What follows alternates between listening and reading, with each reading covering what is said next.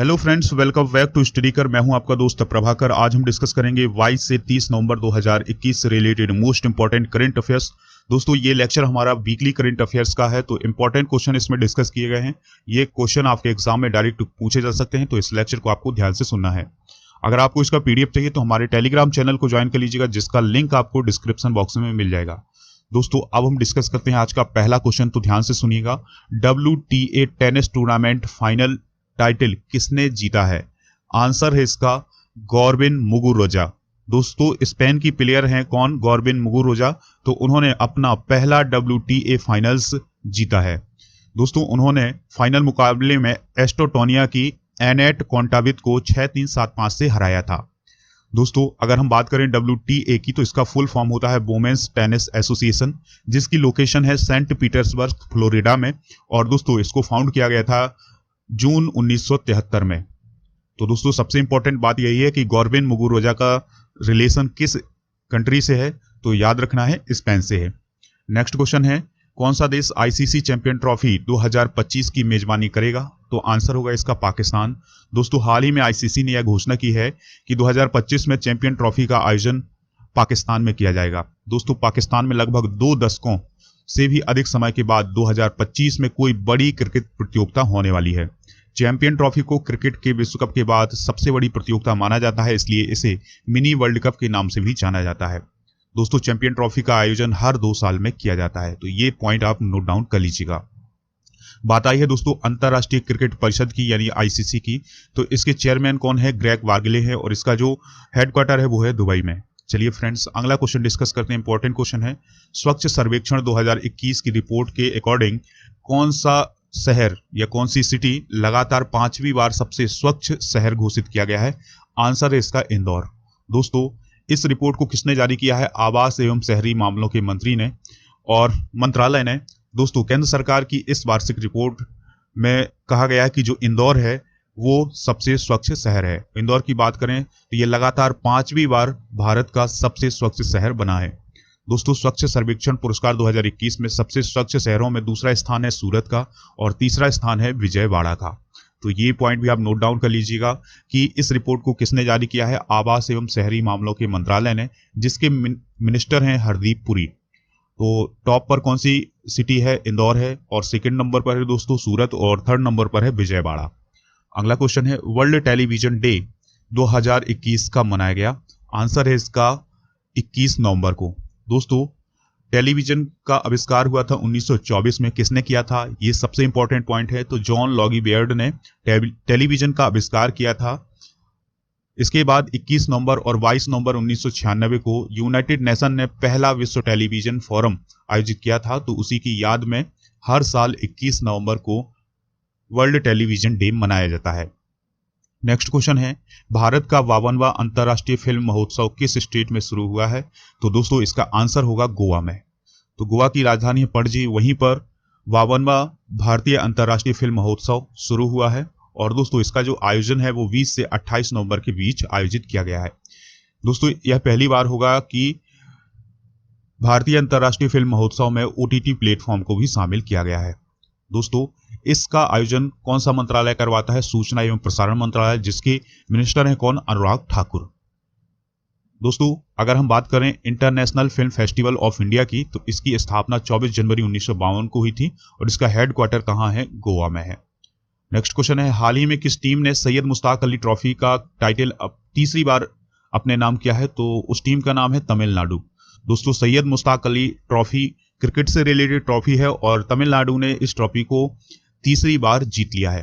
दोस्तों, इस बार 2021 में उसने कर्नाटक को 4 विकेट से हराया है। तो इस प्रकार से जो तमिलनाडु है उसने यह खिताब लगातार दूसरी बार और कुल मिलाकर दोस्तों तीसरी बार यह खिताब जीता है।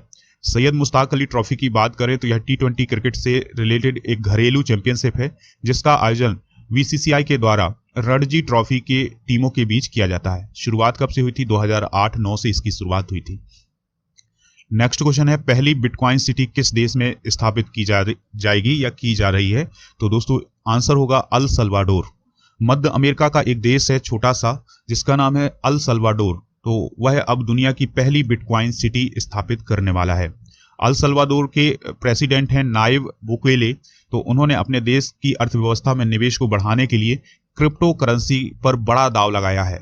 और दोस्तों जो क्रिप्टो करेंसी है उन्होंने लीगल करेंसी के रूप में उसको मान्यता दी है।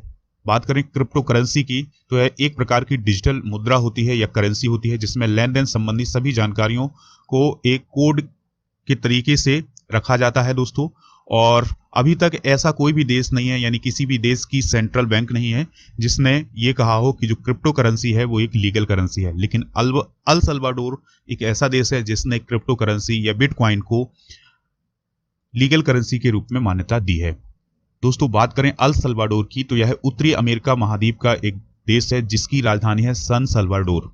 यहाँ के जो प्रेसिडेंट हैं वो है नायब बुकेले और सबसे लंबी नदी है लैम्पा नदी। और दोस्तों सैरो पीटल पर्वतमाला इसी देश में स्थित है। और बिटकॉइन को लीगल करेंसी की मान्यता देने वाला दुनिया का फर्स्ट देश कौन सा है? El Salvador. नेक्स्ट क्वेश्चन है, केंद्रीय रेल मंत्री अश्विनी वैष्णव ने देश की सांस्कृतिक विरासत के दर्शन के लिए किन ट्रेनों को चलाने की घोषणा की है? आंसर होगा भारत गौरव ट्रेन। दोस्तों रेल मंत्री हैं अश्विनी वैष्णव, तो उन्होंने हाल ही में भारत गौरव ट्रेन शुरू करने की घोषणा की है। दोस्तों इस योजना के अंतर्गत 190 ट्रेनें आवंटित की गई हैं। और दोस्तों इन ट्रेनों का उद्देश्य ये है कि जो भारत के सांस्कृतिक स्थल हैं उनकी महत्व को बढ़ाना और उन तक की यात्रा करना। अगला क्वेश्चन है, हाल ही में किस आईएनएस को औपचारिक रूप से भारतीय नौसेना में शामिल किया गया है? आंसर है इसका आईएनएस विशाखापट्टनम। दोस्तों आईएनएस विशाखापट्टनम के बारे में कुछ इंपॉर्टेंट पॉइंट डिस्कस करते हैं। तो आईएनएस विशाखापट्टनम में 32 बराक और 8 मिसाइलें हैं। और दोस्तों मिसाइल सतह से सतह में मार करने वाली हैं। इसका इस्तेमाल विमान, helicopter, anti ship missile, drone, ballistic missile, cruise missile और लड़ाकू विमान को नष्ट करने में किया जाता है। दोस्तों आईएनएस विशाखापट्टनम 16 ब्रह्मोस मिसाइलों से भी लैस है। आईएनएस विशाखापट्टनम की लंबाई 163 मीटर है और चौड़ाई है 17 मीटर और वजन है दोस्तों 74 टन और इसकी मैक्सिमम स्पीड है 55.56 किलोमीटर पर आवर। अगला क्वेश्चन है, महिलाओं के खिलाफ हिंसा के उन्मूलन के लिए अंतर्राष्ट्रीय दिवस किस दिन मनाया जाता है? आंसर होगा इसका 25 नवंबर को। दोस्तों महिलाओं पर होने वाली हिंसा को रोकने के लिए हर साल 25 नवंबर को अंतर्राष्ट्रीय महिला हिंसा उन्मूलन दिवस मनाया जाता है। इस दिन का उद्देश्य है, प्राथमिक उद्देश्य है इसका कि महिलाओं के खिलाफ हिंसा को रोकना। दोस्तों अगर आपको ये लेक्चर पसंद आ रहा है तो लाइक जरूर करिएगा और दोस्तों को शेयर कर दीजिएगा और स्टडी कल को फॉलो करना बिल्कुल नहीं भूलिएगा। दोस्तों महिला अधिकार कर्ताओं के द्वारा 1981 में यानी 1981 से हर साल 25 नवंबर को लिंग आधारित हिंसा के खिलाफ लड़ने हेतु इस दिवस यानी अंतर्राष्ट्रीय महिला हिंसा उन्मूलन दिवस को मनाने का आयोजन किया जा रहा है। नेक्स्ट क्वेश्चन है, सूडान में भारत का अगला राजदूत किसे नियुक्त किया गया है? तो आंसर है इसका बीएस मुबारक को। यानी दोस्तों बीएस मुबारक सूडान में भारत के अगले राजदूत होंगे। विदेश मंत्रालय ने यह जानकारी दी है कि 2001 के बैच के अधिकारी हैं यानी आईएफएस ऑफिसर हैं कौन? बीएस मुबारक। तो अब उन्हें सूडान में भारत का अगला राजदूत नियुक्त किया जा रहा है। अगर हम प्रेजेंट टाइम की बात करें तो वह ग्वाटेमाला में भारत के राजदूत के रूप में काम कर रहे हैं। दोस्तों सूडान की बात करें तो इसकी जो कैपिटल है वो है खार्दून और इसके जो पड़ोसी देश हैं उनके नाम आप ध्यान से सुनिएगा, चाड, लीबिया, इजिप्ट और इरिट्रिया, इथोपिया, साउथ सूडान और CAR इसके क्या है? पड़ोसी देश हैं। अगला क्वेश्चन है, आईसीसी के नए CEO कौन बने हैं? तो आंसर है इसका जियोफ एलार्डिस। दोस्तों ऑस्ट्रेलिया के पूर्व क्रिकेटर रह चुके हैं जियोफ एलार्डिस, तो अब वो आईसीसी के CEO बन गए हैं।